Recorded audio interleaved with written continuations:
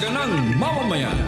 Diskusyon ng taong bayan. Serbisyo para sa publiko. Usapang pamayanan.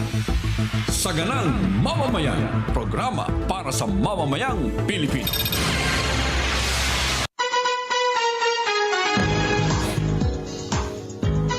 Miyerkules po sa inyong lahat. Hindi ka masabing masayang hapon, Kuya Benny. Miyerkules na lang. Oh, Miyerkules na lang tayo. Miyerkules? Hindi. Ganito pa rin babati dyan. Masayang Miyerkules pa rin po sa ating pong mga taga-subaybay. Ganun ba? At naway, lagi pong masagana ang ating kabuhayan kahit na nag-uulan. No? Ganon? Oo, nag-uulan, dapat malamig. Oo. Pero dyan sa Senado, Mainit. nuknukan ng init. Mainit Ay, kayo, nako. mainit sa Senado. Sige po, wag na nating patagalin. Ano pa nangyari sa Senado kanina, Kuya Benny? Oo, para ma-update natin ang ating mga tagapanood. Sapagkat sa araw na ito po ay Senate adjournment. Last day po ng session ng Senado ngayon. Ano, at pagkatapos po nito, siyempre, last day, ang balik dapat nila by SONA na.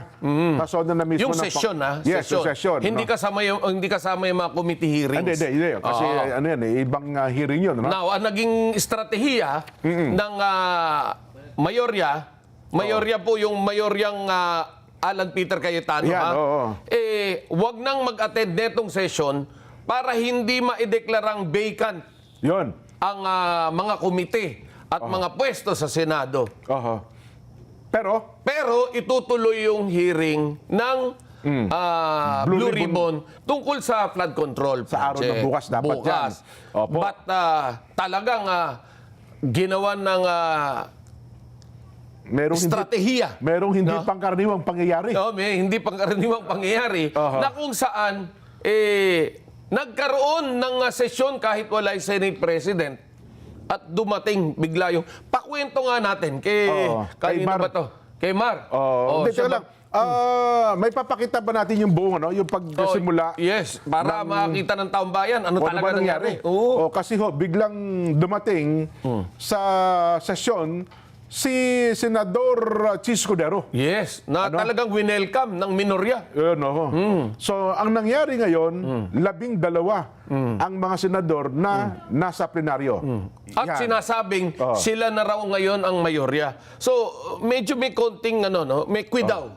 May konting question mark dahil paano magiging mayorya yung 12?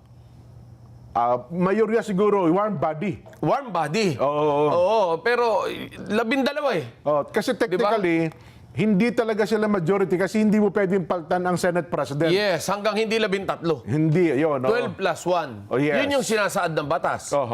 So, paano nangyari? Kailangan may paliwanag natin sa taong bayan. Ako, tagal ko nag-cover sa Senate, pero ngayon lang ako nakakita ng ganitong sitwasyon. Ganitong senaryo, no? Oo. Sige nga, pakinggan natin si Mar Gabriel na sa Senado, diba? Mar, kamusta na ngayon dyan? Kamusta na kayo?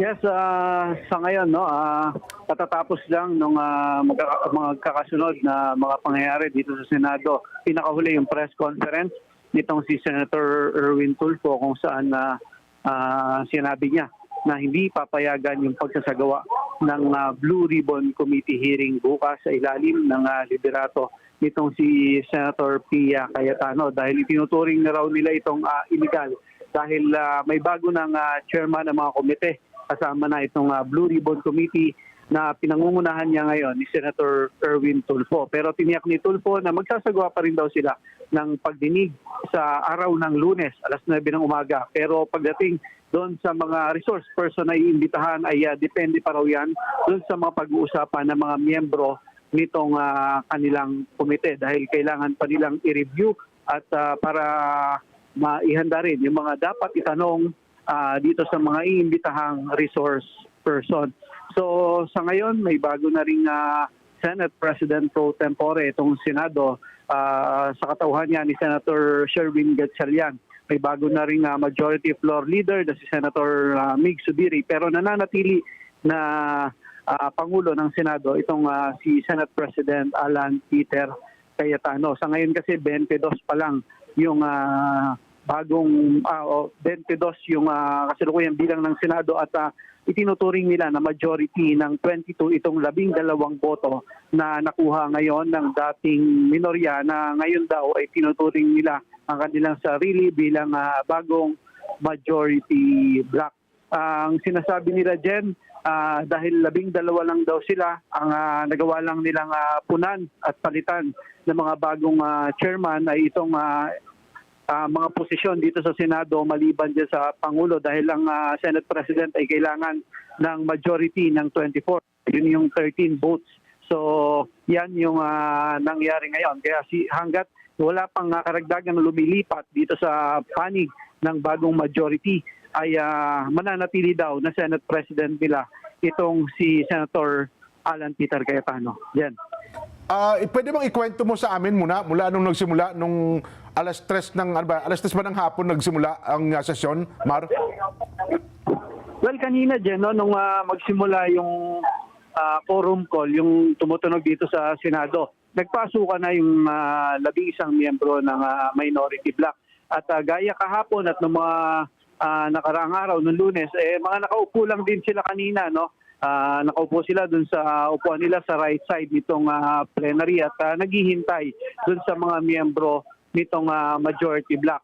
Pero sa kalagitnaan ng paghihintay nila, biglang dumating itong si Senator Chis Escudero at sinalubong siya nitong mga miyembro ng minority bloc. Nagyakapan sila at simula noon nakita namin yung senyales na paglundag na nitong si Senator Chis doon sa panig nitong minority. Sinundan yan Jen nung pagtayo ni Senator Win Gatchalian bilang presiding officer nitong sesyon at binuksan niya yung sesyon ngayong araw at sinundan naman ang pagtayo ni Senator Vicente Soto na nagmosyon na bakantehin yung lahat ng posisyon dito sa Senado at inihalal nga niya inihalal nila itong si Senator Win Gatchalian bilang bagong Senate President pro tempore na sinundan ni Senator Mig Zubiri bilang majority leader at pagkatapos noon ay nag-appoint din talaga ng bagong Senate Secretary at ng bagong Senate Sergeant at Arms at sinundan na yan ang pag-alal ng iba't ibang chairman ng mga komite kasama na nga yung Blue Ribbon Committee na pinangungunahan na ngayon ni Senator Erwin Tulfo. So ibig sabihin, Mar, naging dramatic entrance pala ang pagpasok nitong si Senator Chis? Oo, medyo ganun nga dyan. Kasi pagpasok niya, nagtayuan itong mga miyembro ng minority at sinalubong siya, nagyakapan, nagpalakpakan yung mga tao dito sa plenary, sa gallery. At nung pagkatapos nga nung adjournment kanina, may nakita tayo na medyo emosyonal, nag-iiyakan pa sila. So sa tuwa dahil nga nakuha na raw nila itong majority ng 22 senators dahil wala nga Senator Bato at si Senator Estrada. May statement si Senator Chis. Sabi niya kanina, wala siyang iniiwanan at wala siyang nililipatan. Nakuha mo ba yung statement niya yun? Diyan hindi ko pa sorry dahil sunod-sunod yung mga pangyayari katatapos lang nung press con Erwin. Ngayon nung tumawag kayo, sinire-review ko pa lang dahil nga inihahanda rin natin yung storya natin. Actually kanina yung takbo ng storya natin mukhang tuloy na yung Blue Ribbon na hearing bukas under Senator Pia Cayetano pagkatapos ng live nila ni Senator Marcoleta at Senator Alan Cayetano dahil nagmi-meeting sila. So pero nabura lahat 'yon pagkatapos nung nangyari dito sa plenary, pagkatapos maghalal ng bagong chairman ng komite at yung Blue Ribbon nga ang sinasabi hindi papayagan dahil illegal na yung Blue Ribbon under Senator Pia Cayetano. So ang deadlock bukas pero sabi ni SP Cayetano tuloy pa rin daw ang hearing Parang 'di ba nagbigay siya ng statement bukas? Oo nga, nakita ko rin na nag-live siya kanina. Simultaneous yung nangyayari dito dyan, Kaya halos mag-isa lang naman tayo dito, nahihirapan tayong i-monitor sabay-sabay yung sitwasyon. At dahil nga dyan, kung sinasabi ni Senator Alan Cayetano natutuloy sila bukas, tingnan natin kung yan ay papayagan. Dahil sinasabi ni Senator Erwin, nasabihan yung bagong Senate Sergeant at Arms na hindi papayagan yung gagawing hearing dito bukas. Kung may mga darating na senador at mga resource person ang mangyayari dyan ay pwede raw pagtapihin lang sila dyan sa Oo. tabi-tabi, no? Pero hindi pa payagan na meriendahin lang magsagawa daw. ng hearing. Pwede naman daw anya magmerienda Oo. yung 18 dating sundalo, di ba? Oo, dyan. At tinanong din niya kung yung bang mga invited niyon, yan sila ba imbitahan din sa Lunes, yung itinaktang hearing nitong si Senator Erwin Tulfo, yan na i-reviewin pa raw nila, no? Pag-uusapan pa ng mga miyembro ng bagong liderato nitong Blue Ribbon Committee. Aha. Sige, Mar, ano ha? Ito. Naipadala pala sa atin yung statement ni Senator Chis. Nakikita mo ba kay Benny? Yeah. Medyo malayo sa akin eh. Sige. Yeah, the current impasse in the Senate is untenable, and unacceptable. When political divisions become too extreme and obstruct our mandate, we must all have the courage to pause, gain perspective, reflect, consider, and realize that we should put the Senate as the institution that we serve above ourselves. This is not a political contest. I am not taking sides. I am taking a stand for this Senate. My allegiance is not to any faction, personality group, or alliance. This is not about loyalty, betrayal, or choosing one group over the other. This is about duty. Hindi ito usaping pampolitika. Wala akong sinasamahan o iniiwanang grupo, pangkat o paksyon. Hindi ko sinasabi na may mali o tama o may nagkulang o nagmalabis kanino man. Ngunit hindi pwedeng manatili tayo sa ganitong sitwasyon. Ang naapektuhan na ay ang mismong kakayahan ng Senado na gampanan ng kanyang tungkulin sa bayan. Ito ang rason at dahilan ng aking pasya ngayong araw na ito. Hinihiling ko ang inyong pangunawa sa amin, kasabay ng inyong panalangin para sa inyong Senado na malampasan ang hamon na ito at patuloy na magampanan namin ang aming tungkulin sa inyo at sa sambayanan. So, indirectly, parang hindi naman niya sinabi na siya kasi sabi niya, wala akong iniiwanan, wala akong sinasamahan. Pero meron tayong kasabihan. Oho. Action speaks louder than words. Ayun na nga, nung nagkaroon na kasi ng botohan, hindi naman siya tumitindig para tutulan yung sinasabi ng Senate President Pro Tempore kanina na si Serwin Gatchalian. Yes. So kung tumahimik siya, ibig sabihin, sumasang-ayon siya dun sa mga nangyari sa plenaryo kanina. Yes. Oho. So, masasabi ba natin, Kuya Benny, na si Senator Chis ay lumipat na Well, basically, sa kampo nitong yun yung si Tito nakikita Soto? natin. Yun yung nakikita natin. Okay. Oo, dahil gaya na nga ng naging pahayag nung unang ilang araw, nung hindi natin matawag na mayorya at minorya. Paksyon na lang ni Senate President Alan Peter Cayetano, sinasabi nga na hindi sila talaga mag-a-attend. Ayun. Oo, so malinaw na hindi sumunod doon sa usapan ng grupo Ng mayorya dati. nila Senator Alan Peter Cay- Cayetano, si Senator Chis Escudero. Ayun. Kung kaya't malinaw na nakikita natin na talagang tumawid na. So ipapalagay na natin tumawid na siya. Yes, Ayun. ganun ang nakikita natin. Pero dahil nga po sa ang senador ay 24, so 12-12. 12-12 sila. Deadlock ito ngayon. Yes. Pero dito kasi, tama, so nagkatotoo pala yung sinabi ko, Kuya Ben, di ba nung sa araw nung nagpo-programa tayo, kung hindi nila maaagaw ang Senate presidency, pwede silang magdeklara ng all chairmanship position. Yes, vacant. Vacant. So yun yung iniwasan. Oo. So yun yung iniwasan ng grupo ni Senate President Alan Peter Cayetano na magkaroon ng ganoong senaryo na magsalita ng let's declare all committee chairmanship vacant. Vacant, kasi nga naman, magkakapalitan. Yes, oo. Ngayon, siyempre, yun pwedeng gawin yun dahil bakit? Kapag nagbilangan ng warm bodies, pehadong lamang yung, di ba? Tama, kasi yung dalawa, wala si Senador Bato, nakakulong si Senador Jinggoy, so technically, 10 yung grupo ni Senador Alan. Sabihin mo na munang 13, di ba? Dalawa ngayon yung wala. Oo. So 11. Yes. 11 rin yung kabila. Oo. Tumawid ngayon yung isa. Naging 12 na ngayon. Yung minorya at yung unang mayorya lumalabas na 10 na lang. Ayun. Ayun. So yung pinatawag na session kanina, kasi hindi mo pala pwedeng questionin yung quorum. Kasi 12 sila, di Hindi. majority sila pag nagkataon Oh yes, bago magsimula ang sesyon. wag na nating ano yung 12, 13 o ano, no? Oo. Wag na natin pag-usapan bilang. The mere fact na nagkaroon ng session Oo.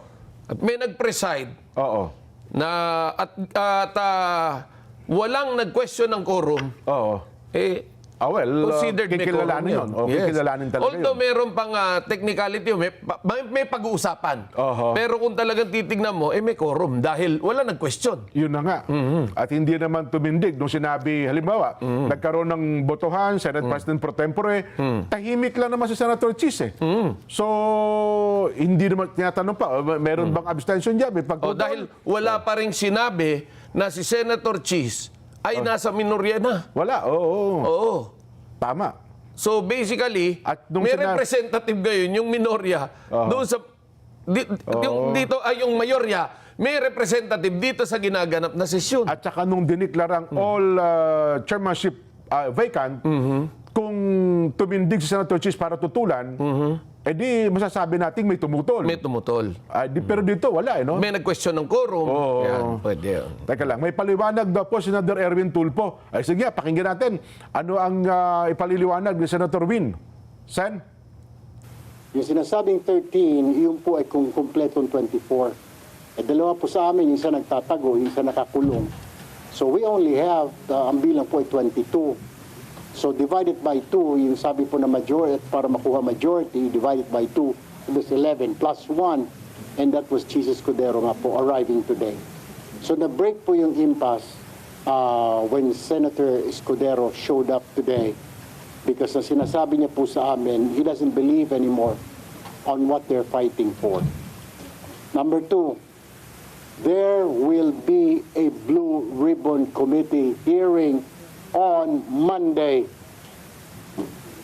We are just moving the scheduled date from tomorrow to prepare all members. Matter of fact, I declare and I manifested that all members of the Senate, be in the majority and the new minority now, they are all members of the Blue Ribbon Committee para wala pong masabi na ika nga may hocus-pocus. Now, pertaining to those invited resource persons, hindi po ako sangayon because we have to review these people. May sasabihin po ba talaga? Mayroon po bang i-disclose? We have to review this. Number 2, the proper way to invite resource persons, you do not give it out to the media. You give it to the members first. Ang nangyari po kanina, yung lista na sinasabi nila invited sa Blue Ribbon, hindi po dumaan sa tamang process. It should have been given first to the members para kung may dadagdag, may papabawas doon, sabihin hindi, wala ito. The members should have been consulted. Kaya you have to give me time until Monday next week kung sino po at yung oras po at exactly 9 a.m. on Monday, there will be a Blue Ribbon Committee hearing. Ayun. Ano naman ang sagot ng Senate President pa rin? Hindi po natandaan niyo po, Hindi siya napalitan. Hindi po napapalitan ng Senate President. Dahil malinaw na isinasaad sa rule ng Senado Yes. na may tuturin ng batas Oo. na 12 plus 1 lamang Oo. ang makakapagpalit ng Senate President. Yan. Ano naman ang kanyang paliwanag tungkol dito? Panoorin natin. Ano? Nagkaroon din po siya ng pahayag kanina. Panoorin natin. Latest po ito mula kay Senate President Alan Peter Cayetano. By the minority, in cooperation with some people in the administration, by them trying to undermine the leadership of the Senate at pinapalabas ng magulo ang Senado. Pero mas mabigat po ang usapin natin ngayon. Bakit po? Dahil may tanong po tayo. Una, has Philippine democracy died again? Pangalawang tanong, binasura po ba ang Philippine Constitution? Bakit po ito tinatanong? Simple po, ang nakalagay sa konstitusyon ng Pilipinas, pwedeng mag-conduct ng business ang Senado by a majority of all its members. Ang majority po ng 24 ay 13 po. 13 po ang numero. Yung sinasabi po nilang kaso, yung po ay ibang-iba. Nag-adjourn po kami nung nag-walk out sila. So that means they have to call the roll at kailangan 13. Yung binabanggit nilang kaso po, inahamon ko lahat ng abogado. It is not applicable kasi doon po tuloy-tuloy yung sesyon. Tinigil tapos sinabing may continuing quorum po sila. Tayo po, malinaw na malinaw sa records, ay nag-adjourn last Tuesday at sinabi na tayo ay muling magre-resume ng alas 5 nung Lunes. So, what is the point of going through this? The question we have to ask ourselves is that, is the Constitution but a piece of paper to this administration? Has the judiciary ceased to function? Wala na bang Senado? Yun na po ba ang pananaw ng ating administrasyon? Ang tingin ba po ng 12 senador ay basta't kakampi mo ang Malacanang ay wala ng batas? Kung titingnan niyo po ang Rule 1 and 2 ng Senado na ayon to sa Philippine Constitution, para i-elect ang Senate President at ang Senate President Pro Tem or Pro Tempore ay kailangan po 13. So paano po nila alisin si Senator Loren Legarda kung 12 lang po sila?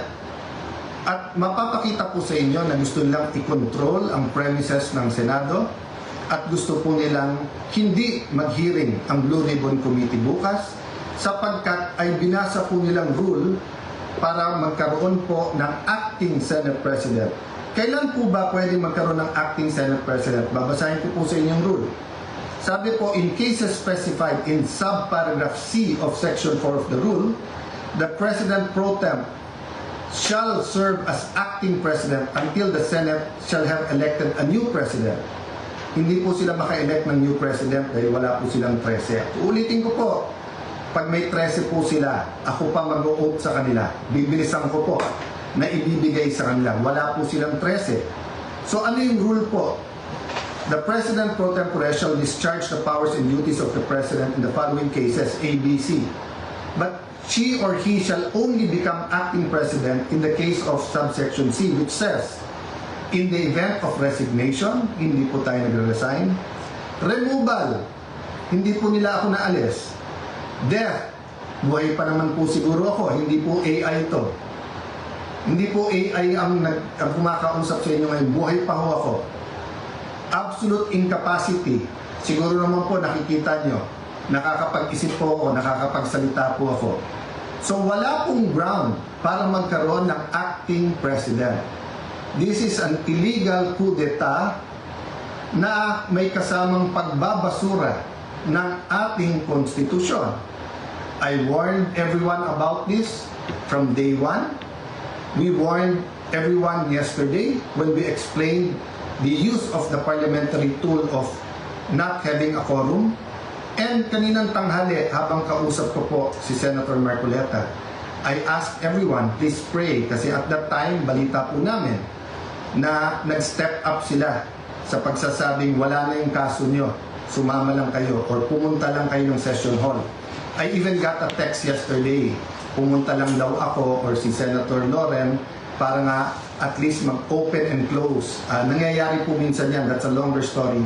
Pero naramdaman ko na po kahapon na baka may isang dumating, so 12 plus 1 equals 13. So 12 pa rin po ngayon, ay pang-11 pa rin po. Dahil sa ating konstitusyon, sa ating rules of the Senate, kailangan pong 13. Hindi po kami nagpipilit sa kapangyarihan. I can go as Senate President, even as Senator anytime. Hindi po ba ako lang ang katangi-tangi sa mga matataas na opisyal na nung nangyari yung flood control scam ay nagsabi, ba't hindi na lang tayo lahat mag-resign? Bakit po ngayon, after asking me to resign yesterday, illegal po. Actually po, hindi nila ako tinanggal. Naglagay ng acting. Senator Win, Lucian, ingat kayo dyan. You're playing around with fire. This is not just about the Senate. This is about the Philippine Constitution. Mga kababayan, sabi nila, ginawa nila to kasi naipit ang trabaho. Wala naman po silang ginawa ngayon. Kung hindi baguhin ang mga committee para walang Blue Ribbon committee hearing bukas, para hindi maimbitahan ang 18 Marines. Pinalitan nila ang presiding officer. Bakit po? Nagpakita po ba ako ng kahit anong partiality sa conduct or pag-usog ng impeachment court? Alam niyo po, madidelay po ang impeachment sapagkat pag pinalitan ang rules ay kailangan pa ho na magkaroon ng publication. So pati po ang ating mga arrangement ngayon magbabago. Bukod pa ho doon, pwede mag-motion for reconsideration kung legal. Ang problema, illegal po ang sesyon kanina. So this is their answer to the crisis they made. From May 11 till now, crisis after crisis, pinapasok yung NBI noong May 11, binaboy din tayo noong May 13, pagkatapos issue after an issue, at ngayon naman po, instead of a simple adjournment sine die, kung saan meron tayong isang buwan na magtrabaho mga committee, pagkatapos uumpisa na natin ang impeachment, they're going to bring the Senate and the country into a political crisis.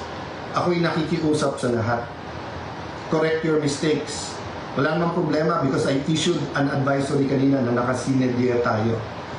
The country is already in an economic crisis. Hindi lang nararamdaman to ng mga upper class.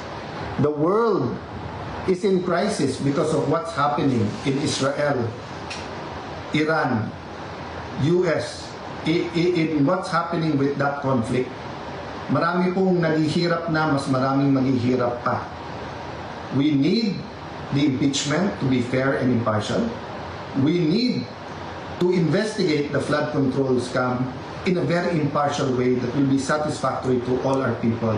And we need a functioning Senate, an independent Senate. Huwag niyo po kaming alalahanin mga kababayan, okay po ako.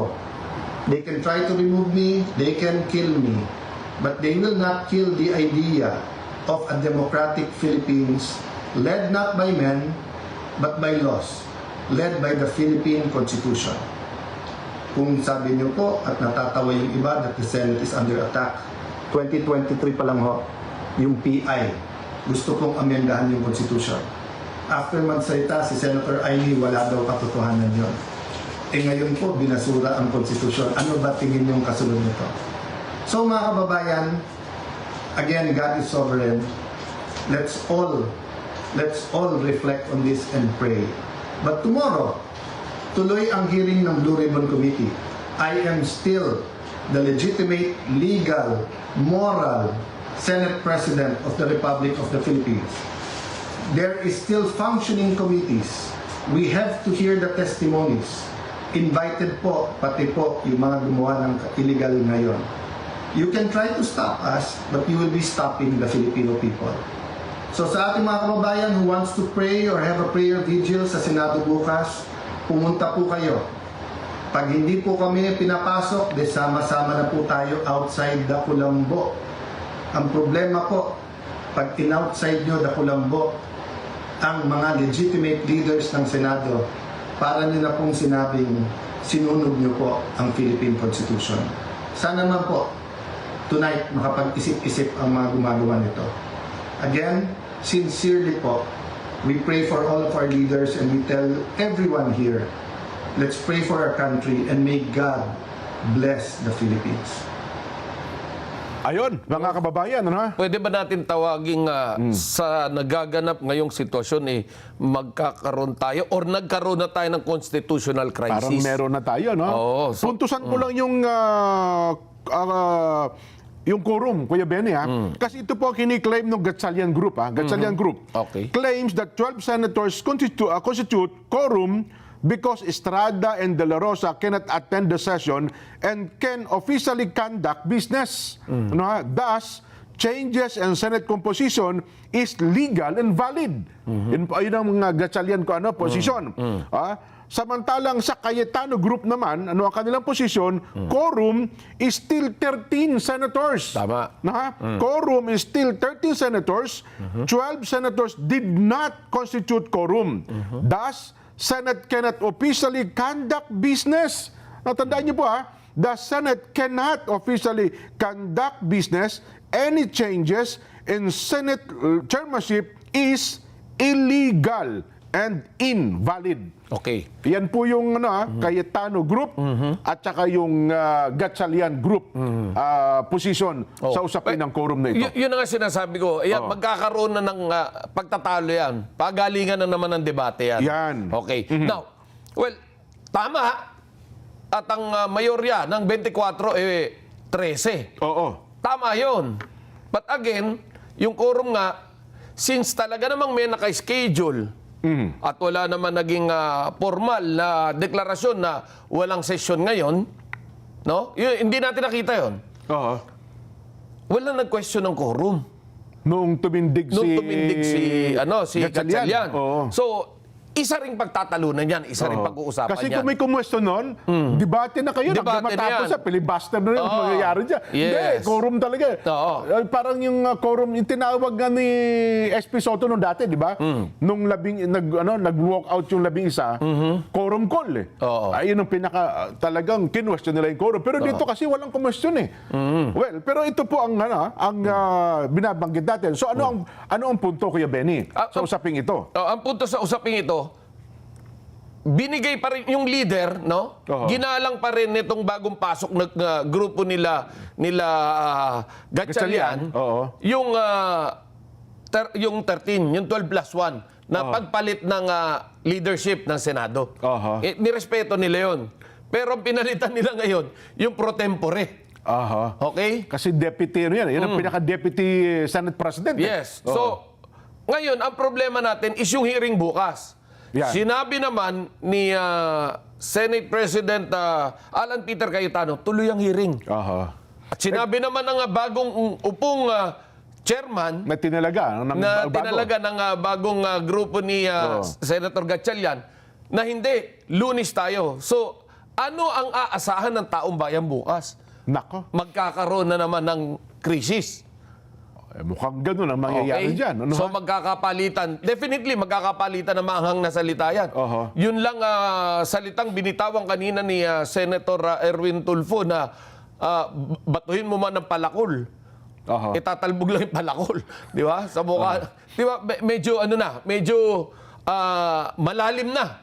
Yung Iringan. sa magkabilang panig. batikusan, Oho.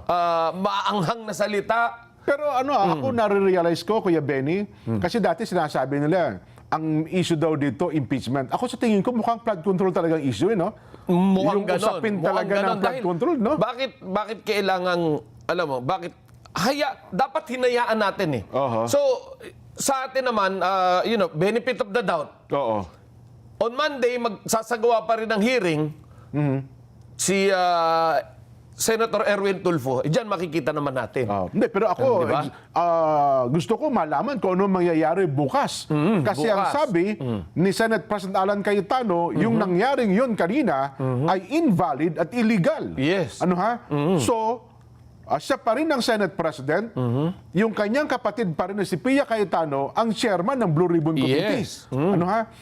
Ang punto naman dito, sabi kanina na Senador Erwin Tulfo, ikinordinate na po nila ito sa USAA, maging sa Malacanang. Naglagay na raw sila ng bagong Leadership. ng USAA. Oo. Paano kung harangin bukas, hindi papasukin?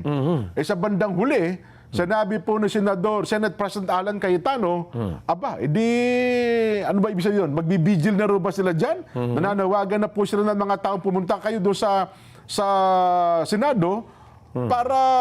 Kung kaya napipintong krisis ang nakikita natin dito.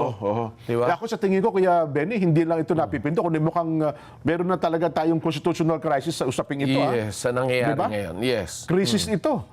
At hindi po ito isang biro. Yes. Krisis ang buong mundo sa petrolyo. Tayo naman ay mukhang dinagdagan pa natin ng krisis sa politika. Mabigat. Hindi, ang ano Yung bukas. mukhang yung 18 sundalo ay mukhang desididong pumunta bukas. Ano ha? At kung titignan mo yung krisis na nangyayari ngayon, hindi lamang sa Senado nagkaroon ng krisis. Oo. Pati sa Kongreso. Tinanggal naman si Si Kong Miao Miao. Cavite Representative Kiko Barsaga. Oho. Tinanggal bilang congressman. Well, mamyangat kailangan malaman natin pwede ba tanggalin ng Kongreso ang kanilang kasama na ibinoto ng taong bayan? So, kanilang yung ethics complaint naman daw, no? Oo. Nagkaisa daw ata sila 300 mahigit na mga mambabatas. At sinasabi ba sa ethics complaint na Expulsion ng magiging kaparusahan. Yes. So, ibig sabihin, kung kayo'y 300 at may kumontra na 10 at gusto nyong tanggalin, pwede nyong gawin. Di ba? So, ito yung mga bagay na kailangan natin makita na yun na nga na nararamdaman ngayon ng taong bayan, which is yung constitutional crisis. Di ba? Mabigat po ito, mga nangyayari ngayon Mabigat. sa atin. Pero saglit lamang po, meron tayong mahalagang paalala. Dumaong na po ang barko. Ano to? Barko na pala ng ano. Akala ko may barko na. May barkong dumating. Akala ko, digmaan na ito.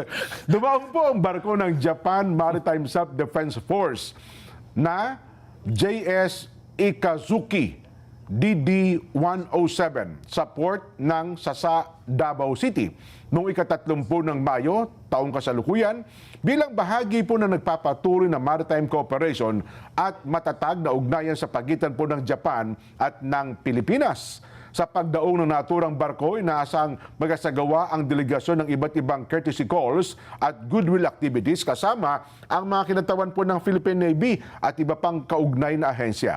Ang pagbisita ng JS Ikasuki ay Ikasuchi. Tama pa ng bigkas yan. Ikasuchi ay sumasalamin po sa patuloy na pagpapalakas ng kooperasyon ng dalawang bansa sa larangan po ng maritime security, disaster response at pagpapanatili ng kapayapaan at katatagan sa rehiyon. Patuloy namang nakikipagtulungan ang mga kinaukulang ahensya upang matiyak ang maayos at ligtas na pagdaong ng mga dayuhang sasakyan pandagat bilang bahagi po ng pagsusulong ng international na pagkakaisa at kooperasyon ng sektor ng maritime. At kayo po ba'y maglalakbay sa pamamagitan ng mga sakyang pandagat? Panoorin po natin ang paalaala ng PPA. The Philippine Ports Authority, or PPA, is the nation's premier maritime agency, steering the course of progress through the archipelago's vital ports and harbors. PPA is among the strongest economic performers in Southeast Asia, according to Drury Maritime Research. This translates into bigger figures for the economy, creating a ripple effect in all sectors. PPA's mission is to provide modern, sustainable, and resilient port infrastructure and facilities to provide responsive, reliable, and efficient port services, and to promote a regulatory framework that is transparent, fair, and relevant to the needs of all stakeholders. To keep pace with the global trends and improve operational efficiency.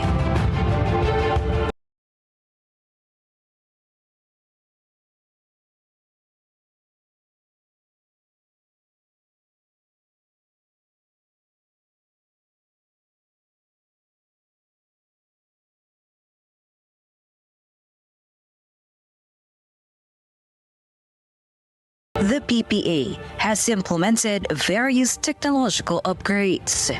Mas maganda lang pong bumiyahe ngayon sa ating mga pantalan dahil nakita naman po natin mas madali na, mas convenient para sa lahat. Lahat po ito ay bahagi ng ating pagsasaayos ng ating mga pantalan para na rin po sa matagal ng hinahangad o nire-request ng mga pasahero natin na gawing mas maganda at mas kaaya-aya po yung mga pantalan natin, lalong-lalo na po yung mga terminal para po sa lahat. Legasiya po nating lahat ito na tayo ay makakaalala so many years from now na tayo po ay naging bahagi ng pagpapaunlad po dito sa pantalan. The Philippine Ports Authority stands resolute. Its mandate, vision, mission, and transformative projects, setting the course for a maritime future that resonates on a global scale. Philippine Ports Authority, linking the Philippine Islands to the world. Magbabalik pa po ang Saganang Mamamayan.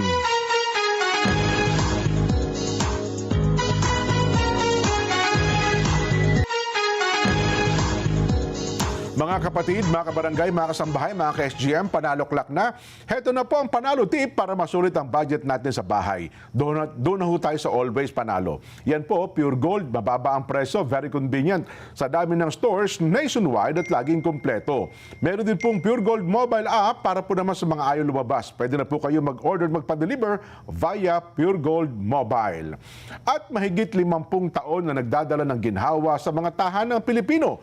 Subok sa tibay, seguridad, siguradong kalidad. Kung maayos ang napahinga ang usapan, isa po ang pangalan ng mapagkakatiwalaan. Yan po ang Salem Bed, ang hari ng tibay. Ayun, magdadala ka ba ng Salem Bed sa sa Senado? Mukhang yun ang dapat nilang gawin. Magdala kayo ng Salem Bed dyan sa Senado. Bukas, ano nakikita mo? Well, kanina narinig ko sa'yo na malamang na hindi papasukin sa Senado bukas. Ang nagsabi nun si Senador SP Alan, kung hindi daw sila papapasukin doon sa Senado, sama-sama na raw sila na mag-vigil sa labas ng Senado. Magdadala na sila ng Salem Bed. Salem Bed. Yeah.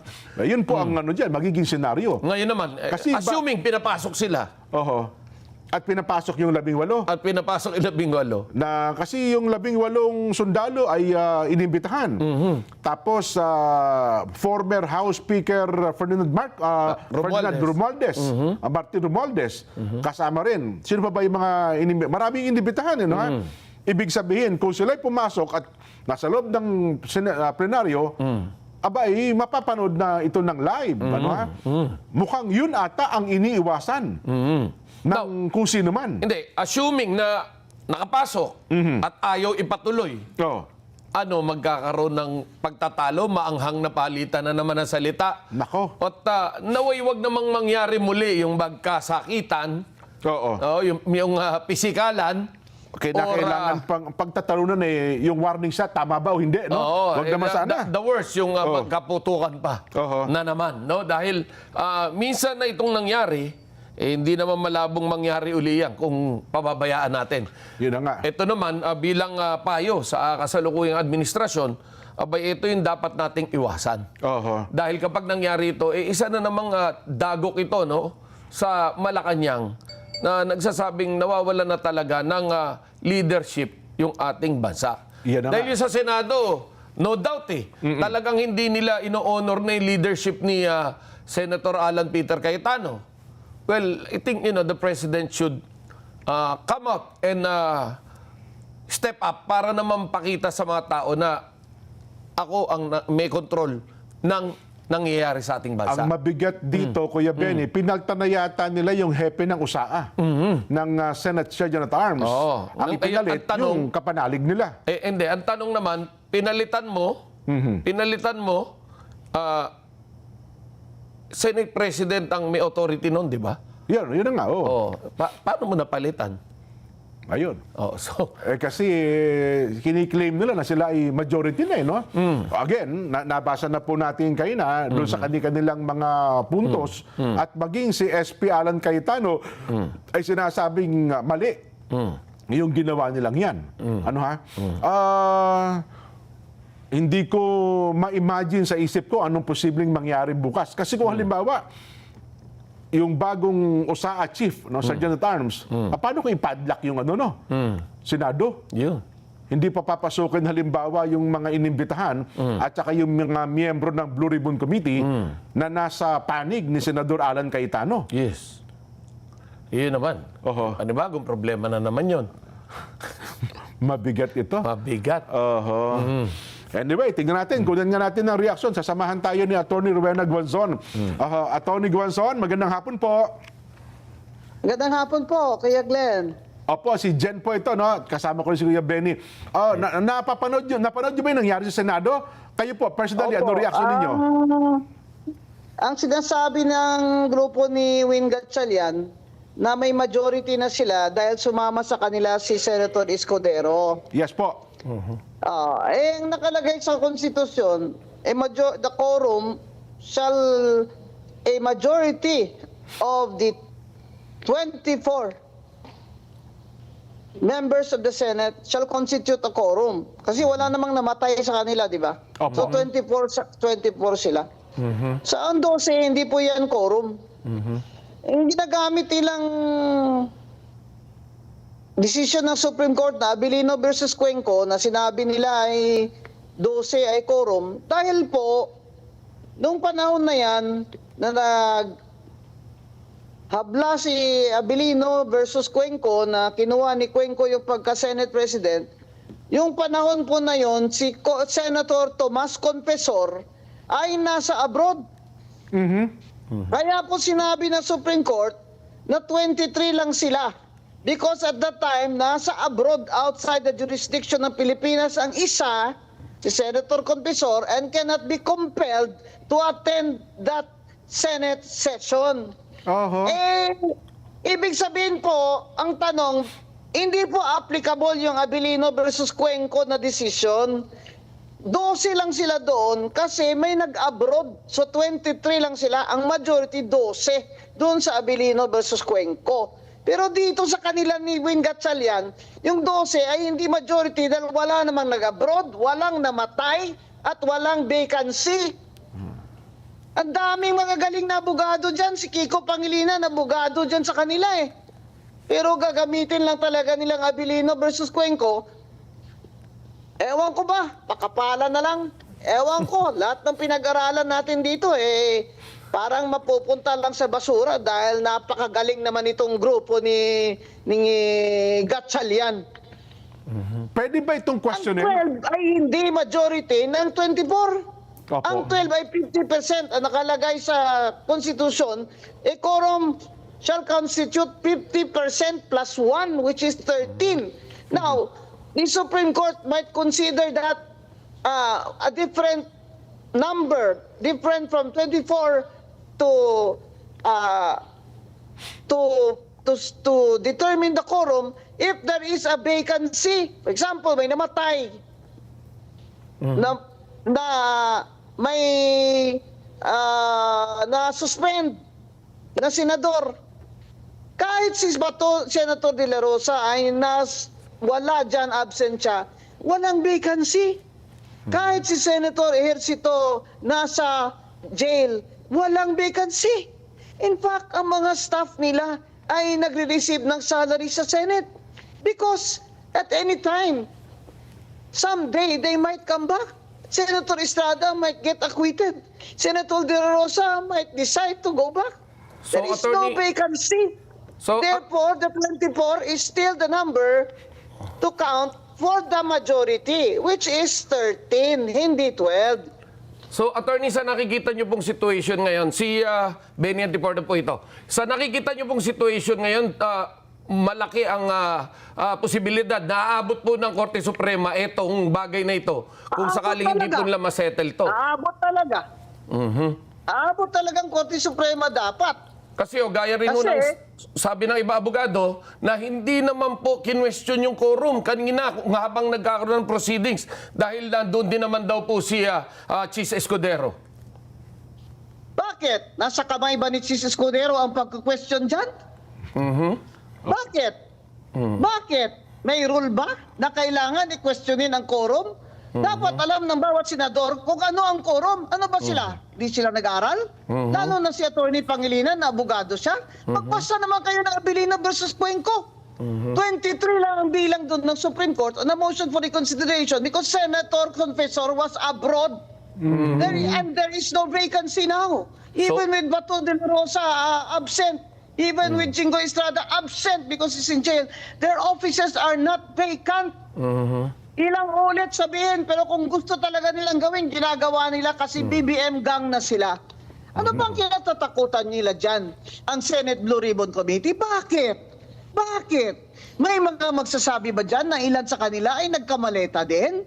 Ano ang napakamahiwaga? dito sa Senate Blue Ribbon hearing ni Senator Marcoleta na lahat na lang ay ginagawa nila para ito ay hindi matuloy? Lalo naman pag hindi nila tuloy, ay ang mga tao naman ay lalo nagde-demand ngayon na ibuksan niyo yung Senate Blue Ribbon Committee na yan at wag na si Ping Lacson ng chairman dyan dahil nung siya ang nag-chairman, wala namang nangyari. So, Yan lang po ang masasabi ko dyan. paano po natin pala Para tatratuhin? sa akin po, ang opinion ko, Opo. Attorney, tatanungin ko. araw din ako ng batas at nagturo. Opo. Wala, hindi ba ang quorum nila?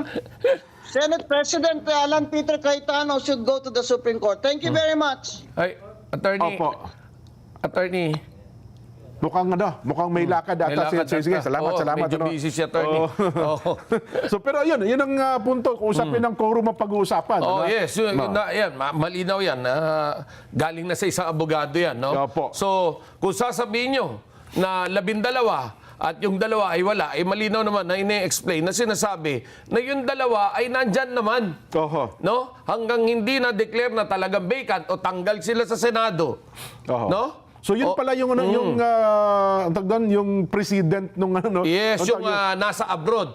Dahil wala nga namang jurisdiction yung Pilipinas na nasa abroad yung tao. Kasi kung 23 ang bilang, technically 23, 12 talaga ang majority. Yes. Di ba? Eh ngayon, sayo nyo sa gusto, 24 pa rin. Ayun, 24. Kung hindi pala kikilalanin, di ibig sabihin, illegal nga. I-conclude natin ngayon na illegal nga. Pati yung pagpapalit ng chairmanship ng bawat komite, Kuya Benny. Yes. Di ba? Yes. So, ngayon, ang tanong, kanino ka magsusumbong? Hindi. Ang problema, yung magkapatid na Tulfo, wala akong pagsumbungan, nasa kabila eh. hindi tayo makapagsumbong kay... Hindi. Ang sitwasyon ngayon, tama nga naman, ang tatakbuhan niyan is Korte Suprema. But it will take time. Mabigat, matagal pa po yun. Lalo pa nga at may mangyayari bukas na pagdinig ng Blue Ribbon Committee. So, kung ang pagbabatayan natin, sinabi ni Atty. Roy Nagason bilang isang abogado, si Alan Cayetano bilang isang abogado, tama nga yung punto na may kinalaman sa kung ang usapin ay quorum. Kahit hindi mo pala ito questionin, quorum is quorum. Di ba? Yeah, tama. Dahil, ano nga naman ano ba yung bilang? So, tayo po, simple lang, ilan yung bilang? 24. Ilan ang quorum? 12 plus 1, yun ang kalahati, plus 1. Doon po tayo mag-stick. Wag na po natin paikutin na sinasabi pa na yun ay mag-a-apply lamang sa Senate President. Teka lang, ang tanong dito, ako, Kuya Benny, at pinakuha ko yung chronology of events. Sino ba talaga ang, paki-analyze nyo nga po, sino ba talaga nang gugulo? Sino ba talaga magulo? Yes. Diba? At saka sino ba talaga nang gugulo? Yes. Ang punto ng Senador Cayetano, ang Senado po ay hindi magulo, kundi ginugulo. Di ba? Iba kasi yung ginugulo sa magulo. Magulo at nanggugulo. Yan. Madali po kasing magturo ng daliri. Kuya Benny, ito, ikaw ang nanggugulo. Pero dapat mong isipin, yung 3 daliri mo, nakaturo din sa'yo. Habang itinuturo mo yung kapwa mo. Una, tandaan niyo po nag-walk out po yung minority bloc sa plenary. Hindi daw nila naabandona ang sesyon ng gawin ito ng majority. Labag daw sa rules. Ang tawag dyan, double standard na nga ay tinakbuhan yung rule, double standard pa rin daw po yung pagiging brat, ang tawag, pagka-brat, hindi mo nakuha yung gusto mo, brat ka no? Spoiled brat. Spoiled brat ka no? Isinisisi daw po ng minority, sa mayorya kung bakit may mga mahalagang panukala na hindi na ipapasa. Di ba? Sabi nila, nagtatrabaho kami, pinapasweldo kami ng taong bayan daang libo ang pinapasweldo sa amin, tapos hindi kami magtatrabaho. A-absent kami sa plenaryo. Aba, daig pa namin yung mga construction workers sa labas na kahit mainit ang panahon trabaho. Di ba? Samantalang kami, ganito lang. Di ba? Ngayon po, binabanggit dito na mahalaga ang panukala na hindi po naipasa ng ilang araw. At ngayon nga, di ba, para bigyan ng pansin yung kahalaga, nag-ano sila, di ba? Nag-usap ata ng mga batas parang meron silang biniskas na mga batas na nakabinbin. Doon kayo na sa doon sa pag-resume ng session. Yes. Ano, ha? Para, well, yun po, no? Sabi ko nga, Kuya Benny, pinakuha ko yung pagkakasunod-sunod. Ano? Una, ang sabi dito, mga puntos po na dapat ay mapansin natin. Una, binibigyan daw po yung lahat ng aksyong pampolitika. Pangalawa, yung walkout, quorum, pagdinig, yung investigasyon, at dapat daw po umugat sa layuning matuklasan yung katotohanan. Ang katotohanan ay magpapalaya sa inyo. Ba't may English yan, no? Di ba kasabihan niya sa Amerika? The truth will set you free. Yeah. Pangalawa, dapat pong ipagpatuloy po yung investigasyon sa flood control. Dito ho natin ngayon na-realize, mukhang ito talaga ang target, no? Ito talaga ang nagpapakaba sa marami. Mukha. Kapag ka natuloy ito, mukhang mag-iiba ata ang ihip ng simoy ng hangin, Kuya Benny. Well, hindi lang naman kasi iisa yung sisingaw eh. Ang dami. Sabi pa, kayo na parang nag-live si SP Alan tsaka si Senator Marcoleta Nagkalat ngayon sa social media, sabi, huwag kayong kukurap sa mangyayari bukas.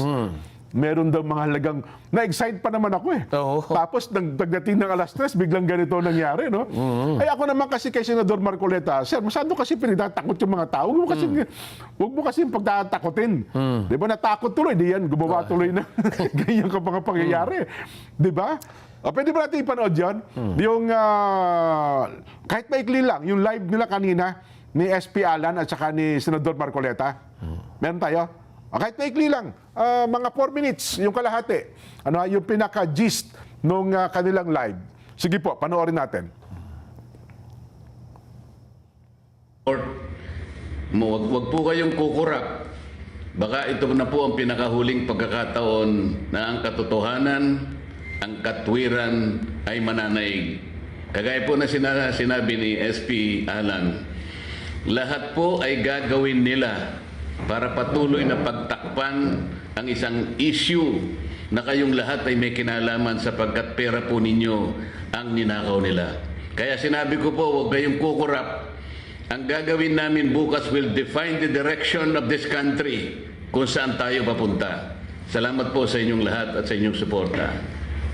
So, thank you very much, Kuya Dante. So, ulitin ko lang po kaya pinapaswear, di ba? To tell the truth, the whole truth, and nothing but the truth. Kasi may half-truth, may tinatago na truth, mayroon pong lies. No? Series of hearings to. Pag naumpisahan po natin bukas, nandyan na yung momentum. Inuulit ko po pag may 13, automatic, hindi ko kailangang mag-resign. Sa inyo na. In fact, tinitingnan ko lang, day by day, week by week lang, na matuloy lang itong mga hearing at maumpisahan lang. Baka naman yun lang ang trabaho ko. I'd be more than content to go. The day that God uses people to tell me na meron na kaming napili to lead us. In fact, sinabi ko na rin sa 12, gawin yung kandidato ang bawat isa sa atin dito. Sino po ang gusto ding maglingkod sa ating bansa. But my mission right now is for the truth to come out. Again, hats off kay Senator Jinggoy Estrada. Napakatagal ko na po siyang kilala. We have our run-ins. In fact, may mga ibang nagpo-post ng aming mga disagreements in the past. But I'd like to reiterate what I said yesterday. Yung sinabi ni Senator Jinggoy na may ebidensya siya na talagang pinipilit siya lumipat at ang kapalit ay kanyang freedom at walang kaso, that's not hearsay to me because narinig ko mismo yung conversation. And palakas ng palakas yan, yung threat na yan sa iba pa naming mga kasama. So, dun sa 11, maybe some of them have a reason na mag-ingay, lumaban, i-discredit yung Blue Ribbon kasi especially pagdating dun sa 18 Marines, nabanggit din ang pangalan nila, allegedly nahatiran din ng malay-maleta. Having said that, dun naman sa inyo na mga tinatakot lang kasi I know at least one member na tinakot siya. Kasama na namin siya Actually, nung araw mas bilib ako sa kanya kaso kay Jinggoy. At sinabi nga niya na sama na, siya pa nga nagko-complain. Pero ngayon, nagsasalita pa laban sa amin. But at the right time, we'll talk about that. My point is, we will stay strong. But please pray for us kasi may individual circumstances ang bawat isa and marami kaming hindi kontrolado, 'di ba? And yung pagdating ng mga witnesses. By the way, gusto ko lang malaman niyo, we also invited the Office of the Ombudsman, the DPWH and the DBM or their representatives kasi we'll do this very orderly. We'll find out nasaan na ba investigasyon nila, ilan na ba talaga ang ghost at hindi, magkano ba talaga ang involved dito. So ang daming impormasyon na kailangan maging malinaw sa atin lahat. So magandang tanghali po, please pray for our meetings today and ulitin ko po we're not praying that God be on our side. We're praying that we be on God's side. And to listen and to hear the prayer, dapat may basis. And the basis is God's Word. And of course, the basis is yung tamang counsel na dun lang tayo sa tama. Hindi pwedeng kasilungan. God bless you all. See you soon. Narinig din naman yung mga puntos, doon sa mga pangyayaring ito. Dagdagan ko lang, yung pangunahing punto, may mga bagong ebidensya at datos. Dagdagan ko lang, yung pangunahing punto, may mga bagong ebidensya at datos. Kailangan daw pong verifikahin yung mga ghost project. Dapat malinaw yung mga fact, bago mag-apply ng batas. Kailangan din po ng mga pagdinig para matuklasan po yung mga katotohanan. Yan, hindi dapat mabilis daw po yung partial report, naalala mo, Kuya Benny, kasi yung partial report, partial nga pero ito ata yung naisumite doon sa ombudsman. At dapat anya, meron po yung maging impartial at kumpleto yung report. May karagdagang ebidensya na dapat pong suriin at maaring maging mali ang agarang konklusyon. Kasi kung magkukonklud ka kaagad, posible talaga magkamali ka dyan kung kulang Di ba? Dapat po nating mapakinggan yung mga testigo. Pinahayag po ni SP Cayetano na mag-ibita ng iba't ibang mga resource person at payagan sila makapagsalita sa mga pagdinig. Ang mga salaysay dapat pong suriin. Ang mga testigo dapat pong idaan sa cross-examination. Ang mga ebidensya ang magdidesisyon. Yan po nga dapat na makita ng tao Kaya nga habang pinipigil niyo po ito, lalo nang gigigil ang sambayanan Di ba? 9 na buwan yung pinigil Well, alam niyo, ibase na lang natin to sa mga nangyayari noon. Nung hindi pa administrasyong ito. Kapag may ganyang sitwasyon, talagang kung walang pagkakasala, talagang ginagawa ng paraan na maipagtanggol. Ay, tama naman. Di ba? Kung ano man yung naging paratang, ginagawa ng paraan para mapabulaanan ito. Pero yung pagtatakpan natin at hindi natin hayaang gumulong yung investigasyon na hinihintay ng taong bayan, abay hindi po maganda yung magiging impact niyan sa bayanan. Hindi tayo makaka-move on. Di ba? Nakita nyo, hindi mamatay-matay ang issue ng flood control na yan. Nabanggit din po yung pressure ukol doon sa mga senador. Ang tindi ng pressure. Si Chis kaya may pressure din ito, kaya biglang nagkaganon? Well, hindi natin alam, pero base ron sa ano niya, doon sa kanya naging pahayag, sinasabi niya naman na wala akong iniwan, wala akong sinamahan, basta't ang gusto ko lang mapanumbalik. Kaya nga yung katahimikan sa Senado, parang ganun yung tema nung kanyang yung kanyang statement. Pero siyempre, sa netizen, nakikita naman natin, hindi naniniwala. Kasi alam naman natin na si Chis ay nakalinya din sa mga kakasuhan ng plunder Di ba? Yun ang narinig natin. Ang sabi, pagkatapos daw ni Jinggoy, ay si Joel Villanueva, di ba? Tapos itong si Senador Chis Escudero. Sino ba bang kasunod? Ito naman, yung sa plunder pa kay Senator Marco de Tarao. Iba pa yun. Iba naman yung usap. Although plunder din yan. Ang bigat nung nangyari, parang nagsilbing halimbawa yung Jinggoy, Pag hindi kayo sumunod, magagaya kayo kay Jinggoy. Tapos pina-float pa ngayon yung kay Robin Padilla raw na i-recall yung ibinigay sa kanyang pardon. Meron na naman sa baril, na gano'n. nga, na presidential pardon nga pala siya, Pina-float na gano'n naman, Pero tagal ibawiin na daw. Hindi. Ang tanong doon, pwede bang bawiin ng kasalukuyang Pangulo yung ibinigay ng dating Pangulo? Di ba? So, these are the things na kailangan. Lahat talaga, Well, tayo nilalatag na sa taong bayan itong bagay na ito. Ang taong bayan. Kayo po, mag-analyze ha. Ito pa po. Totoo daw bang naantala ang trabaho ng Senado? Totoo naman. Totoo Hindi natin may pipikit ang ating mga mata na talaga namang naantala ang trabaho ng Walang Senado. pinagkaiba sa isang opisina yan na meron kang isang empleyado na disgruntled, na talagang ayaw makisama sa'yo at walang ginawa kundi guluhin ka, talagang di ka magtatrabaho, di Pero ba? ang tanong nga doon, sino ba ang dahilan? Di ba, ang may kagagawan, bakit naantala ang trabaho ng Senado? Hindi mo pwede sabihin sila may gawa eh. Pero hindi mo rin may tatanggi na may kagagawan, may kinalaman din nito ang kasalukuyang minority. Di ba? Kayo nagsimula niyan tapos nung naantala yung trabaho, nung nag-walk out kayo, tama. Gusto nilang palabasin Nung kayo naman ang binoykot, mali. Nung ginantihan kayo, mas masakit yung ginante, hindi lang walk out kundi pangatlong araw na dapat kayo ng boycott. Di parang ano yan sakit na sakit ang kalooban nila, Kuya Benny ang tawag dito, matatandaan natin sa part po ng bagong minority, sa part pala ng minorya. Ito, i-analyze nyo po, balikan nyo yung mga pangyayari. Nagsimula yung mga pasaring di ba? Personal na atake, mga patutsadang labas po sa paksang tinatalakay, mas abala daw po sa paggawa ng ingay para sa mga soundbites at social media PubMats. Ano ba yung PubMats ng social media? Publication materials. Ganun ba yun? Publicized material. Publicized material. Kaya, kaysa sa magtrabaho, mukhang doon daw ata sila nag-focus kayo po, napapansin ho ng marami yan Hindi kasi ang pinagtatalunan pinaglalabanan ng public perception yun ang Pero ako, inisa-isa ko kanina, Kuya Benny, yung page. Ito, personal page ng mga senador na nasa panig ngayon ng minorya. Yung Gatchalian Group. Karamihan sa kanila nagtanggal ng chat, yung comment. Ang dami po na talagang sila mismo, mga followers nila, mukhang nare-realize nila ata na ba, mukhang bumaliktad na ata yung mga followers ko. Hindi yung bashing. Yung bashing.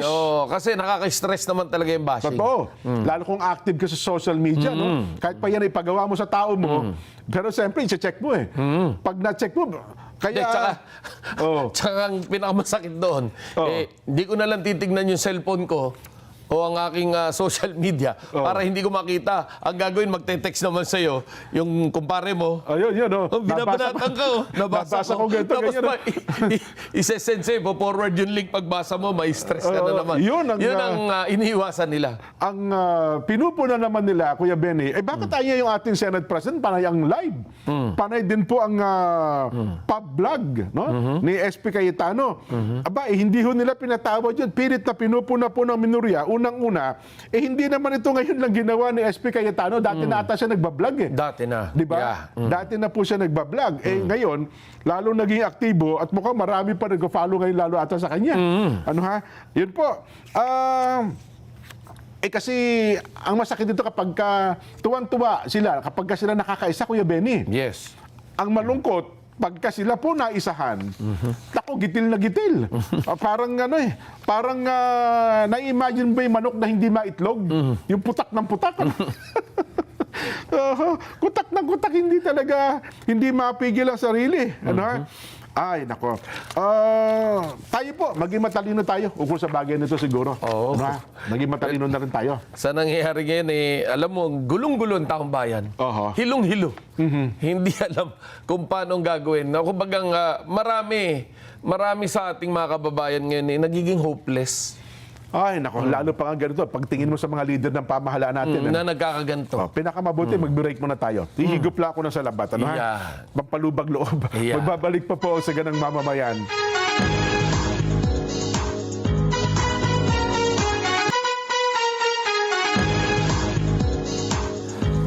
King's Herbal Plus, the most iconic and trusted brand of food supplement in the market. 100% all natural and organic with 80 powerful ingredients, different fruits, herbs, and vegetables that is diversified together to create a dynamic liquid supplement that's help your body get the nutrition it needs to remain healthy. King's Herbal Plus, locally manufactured product, may kompletong nutrisyon, kapartner sa araw-araw na sigla at proteksyon. King's Herbal Plus, balik lakas, balik sigla, araw-araw.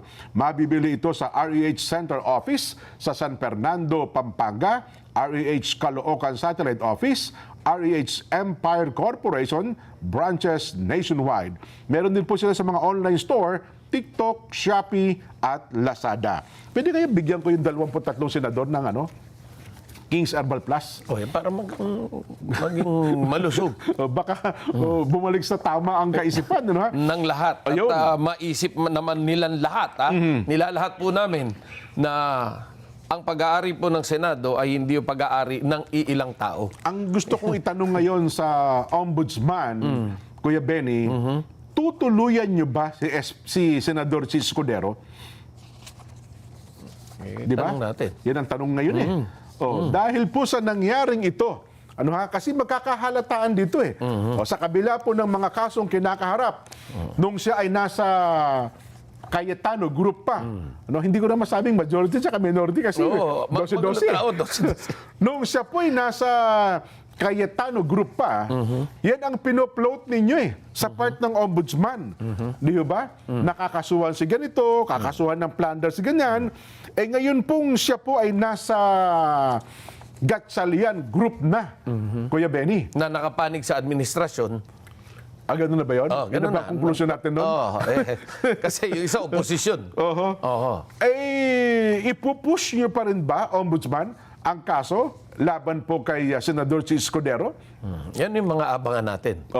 Dahil alam ng tao nakikita nila kung ano yung kasalukuyang sitwasyon diyan sa usaping flood control na yan. Paano nyo ngayon tatratuhin ang kasong ito na kinakaharap po ni Senador Chis Escudero?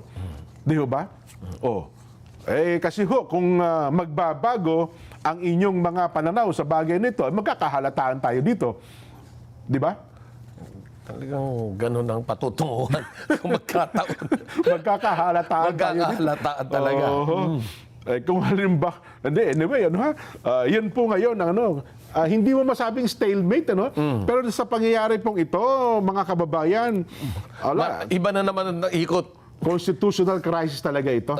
Iba na naman ang ikot ng gulong ng politika sa Pilipinas. Di ba? Baga, hindi mo talaga masasabi na yung inaasahan mo bukas ay mangyayari bukas. Iba-ibang sa isang drama, iglap ay maaaring magka-iba-ibang drama at iba na naman ang magiging sitwasyon at iba na naman ang mag-aaring uri doon sa isang ahensya. Pero ang nakikita kong senaryo, sa kabila ng desididong-desidido bukas, si SP Alan, yung kanyang grupo, ano ang magiging larawan niya kung ito'y pipigilin ng grupo ni Senador Sherwin Gatchalian? Yes. Diba? Parang ang ginamit nila si Senator Erwin Tulfo. Yun na nga. Yun ang, kasi siya ang chairman ngayon. Para wag na kayo magalit, sabi ni Senator Erwin Tulfo, lahat na kayo, lahat na ng senador ngayon, miyembro ng Blue Ribbon Committee. Wala na tayong pipiliin pa, kahit sino na. Pero Monday ang hearing, hindi bukas. At hindi, isa din sa mga binabanggit niya, sino ba itong mga pinag-iimbitahang ito? Mukhang hindi ko itong mga kilala Di ba? Sino ba itong mga ito? Pag-aaralan daw muna. Pag-aaralan muna natin. At saka, bakit ba niya mas nauna pang iparating sa mga mamamahayag, sa mga media na nagko-cover ng Senado, pati sa mga vloggers, yung imbitasyon. Ang imbitasyon at listahan ng mga ng mga imbitahan bukas. Pero yung mga miyembro daw po ng Gatchalian group, hindi ata nabigyan kahit isa nung listahan. At mismo daw pong si Minority Leader Tito Soto, bilang ex-officio member, ay hindi rin daw nabigyan Hindi daw niya alam kung sino-sino ang mga imbestigahan o imbitahan ng Blue Ribbon Committee bukas. Kaya para sa kanya, hindi ito tama. Kaya dapat ito hindi matuloy sa araw ng bukas. So, yan yung Kaya lalong magugulo taong bayan eh. Buti na lang merong sa ganang mamaya na hinihimay-himay, iniisa-isa, no? Pero ito kaliwat kanan talaga, may kanya-kanyang paratang, may kanya-kanyang hinaing. Abaya, bago ang lahat batiin na lang natin yung mga may birthday. Bago lang tayo magtapos, Kuya Ben, 47, 48 para naman. Sana mas malaki ang may tutulong. Halimbawa, si Senador Rapi Tulfo at Senador Erwin. Siguro kalimutan nyo na po na kayo broadcaster. Isipin nyo na po, itanin nyo na sa isip nyo, kayo po ay senador na.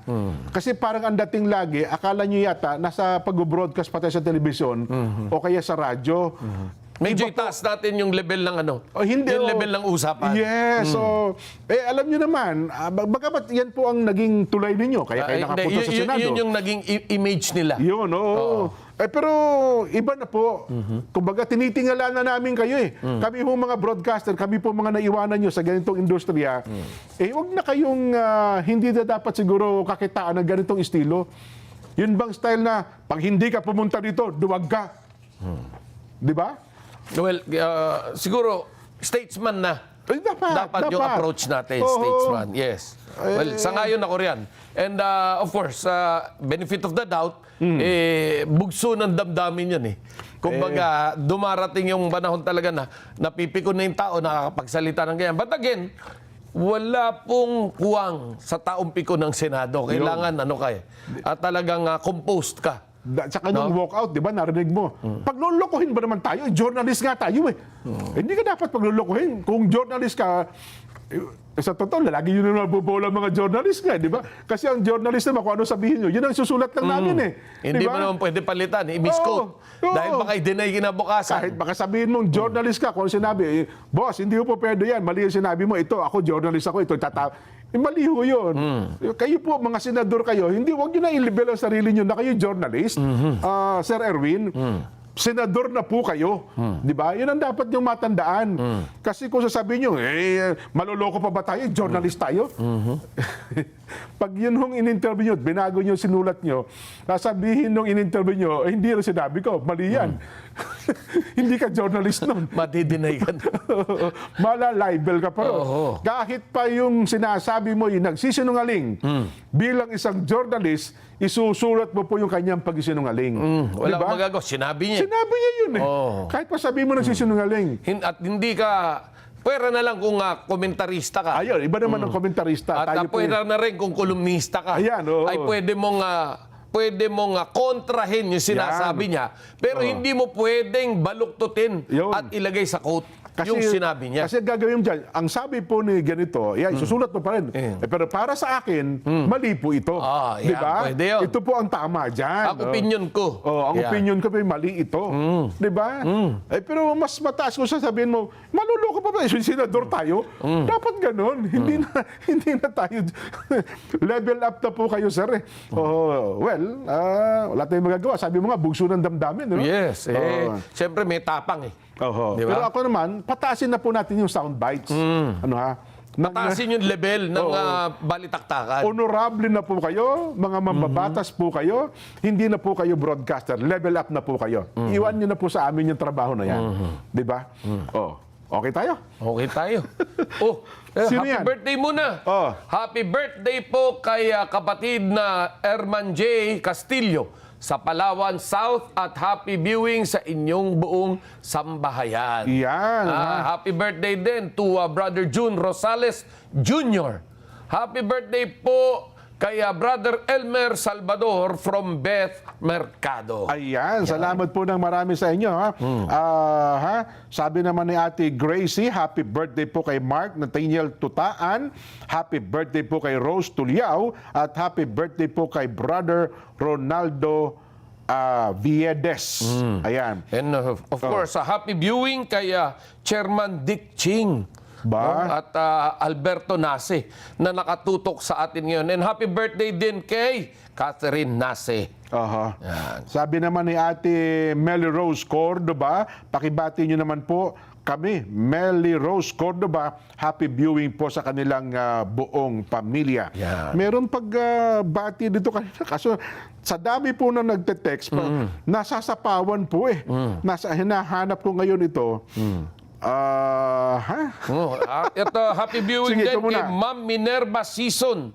Okay, at doon pa sa ating mga tagapanood, ito, si Reynold Braga. Ito, bago nakatutok sa atin to eh. Reynold Braga. Yes, Yan. sabi niya, Sir, nandyan pala kayo. O, yun naman.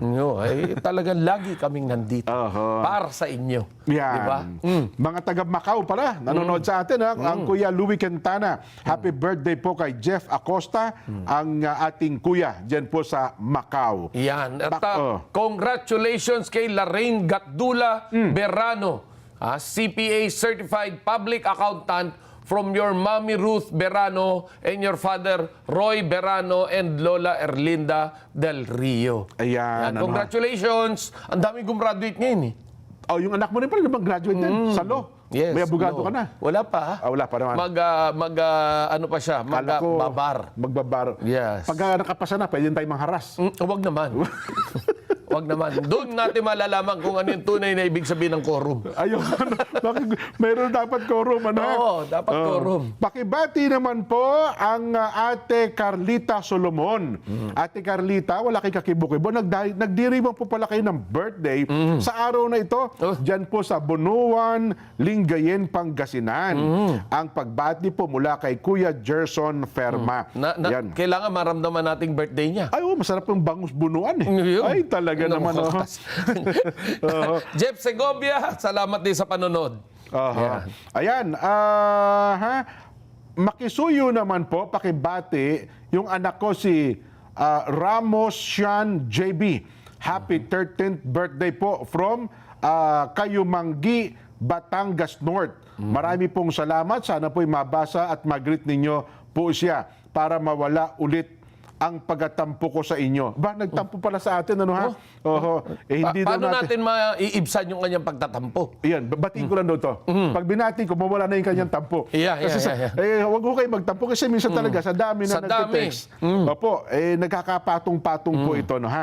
Ayan, again, para mawala po ang inyong tampo, pakigreet daw po ang anak niya na si Ramos Sean JB. Happy 13th birthday po. Ayan. Yan. At pagbati naman ni Aida Flora mula po sa District 301A2 ng Lions International, Pasay City. Isang maginhawang hapon po. Currently meeting with Gov Paul and PDG Toby. Yan. Mga taga Bilbao, Spain, solid followers natin. Ano ha? Marami pong salamat sa inyong pagsubaybay. Si Kuya Don Orozco sa may San Diego, California ay may pinapabati. Kaso teka lang ha. Nasa pawan yung kanyang text eh. Ito. Mga taga riyan po sa US West Office. Ka Art Bayran, ka Jun Ginto, ka Jun Casanova, ka JR Del Rosario, Abe Nazareno, and Sister Riza Nazareno. Salamat po, salamat. Binabati po kayo ni Kuya Don Orozco. Yan, ano ha? Si Ate Winona naman, Winona May 6, nanonood po kami sa inyong palatuntunan ngayon. Nandito po sa Valladolid, Negros Occidental. Ayan, kamusta Winona? At saka sa inyong buong pamilya. Ayan. May sisingit lang ako. Sige. Kung sang-ayon ba ang ating mga kababayan dito? Sang-ayon ako dyan. Hindi, ibibitin lang natin sige, ibibitin lang natin. Well, nakita natin na sa kasalukuyan, kapag may suspect, bine-blur na yung mukha. Oo, tama. Di ba? Hindi na pinapakita, hindi na rin binabanggit yung pangalan. Meron tayong batas daw dyan eh. Oo. Bakit kapag ang pulis naman ay inihaharap sa complainant, talagang diretso na. Kita yung mukha ng pulis. Oo, lantad na yung mukha. Hindi ba double standard yung nangyayari sa ating batas? Yung nangyayari na pinipreskon mo at yung pulis ay nandyan at ikaw yung superior, well, i-ano na natin, gaya nangyari sa Napolcom kanina. Oo. Na kung saan yung, yung isang sarhento, yung kumbaga, may mga alegasyon, kinokompronta nung complainant, nagkaroon ng konfrontasyon na nakalantad yung mukha ng pulis, tama po ba yun? Pagka-suspect, hindi pulis, Oo. Medyo blurred. ma-demoralize ba ang ating kapulisan dito? Maganda ba ang magiging epekto nito na ang pulis natin ay magiging mas matino at hindi abusado? Siguro pag-usapan natin bukas yan. bukas. Oo, Ayan. pag-usapan natin. Happy watching po sa auditor ng aming distrito, ang ka-Alquin Gambala at sa kanilang may bahay na si Ka Rose mula po sa Batangas. Magbati mula po kay Kuya Emar ng Net25 correspondent. Yan. O paano? Bukas po, magkita-kita tayo. Umaga, alas 5, alas 7 ng umaga po yan, 100%. Akala ko sa Senado. Hindi. Ang aga mo naman doon. Pero mag-aabang din tayo. Mag-abang tayo, magiging maganda ang ganap. Alas 9 ata yung hearing. Pero kami po rito ay nananalangin na maging mapayapa at maging bukas ang isipan ng ating mga mambabatas tungo sa kinabukasan ng ating mga kababayan. Sana may tumindig ng peacemaker. Ano? Oo, may tumindig lang. Oh. Sino sa kanila ang titindig? Or may magsalitang taga-Korte Suprema. Yan, no? Di ba, naalala ko si Pangulong Bongbong, pinagkamay niya yung Cambodia at Thailand, di ba? Di ba nung nag-aaway, muntik na magigera na yung dalawa na yan eh. Pero doon sa ASEAN, pinagkamay niya yung dalawa. Napakagandang siguro naman dito kaya rin gawin ng ating magawa ng Pangulo Pangulo yan. bilang Pangulo ng bansa, ano ha? Ayun. Dito Abangan po sa natin. amin, sa Ganang Mamayan, ang amin lamang hiling ay kapayapaan. Yun. Hanggang sa susunod po nating balitaktakan. Bye!